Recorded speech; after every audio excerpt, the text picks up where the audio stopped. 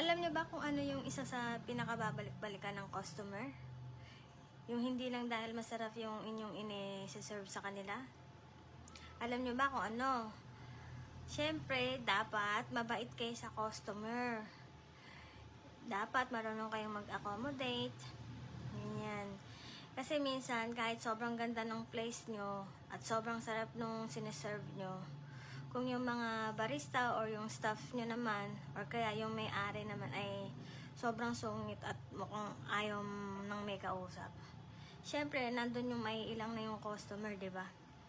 Tapos isa pa, syempre may inis yung customer na sasabihin na, ay ang sungit-sungit naman ng may-ari, ang sungit-sungit ng mga staff doon, mga barista doon, wag na tayong pumunta doon. Kaya napakalaking factor din na dapat mabait ka, na dapat lagi ka nakasmile, lalo na kapag yung ano ka, nasa food service ka. Yan, dapat laging smile lang. Tapos, syempre, dapat malinis, syempre, yung store mo. Dapat, yun talaga makakapag-relax sila, makakapag-banding silang mga magkakaibigan, family nila. Diba? Yun yung isang factor na maganda sa shop.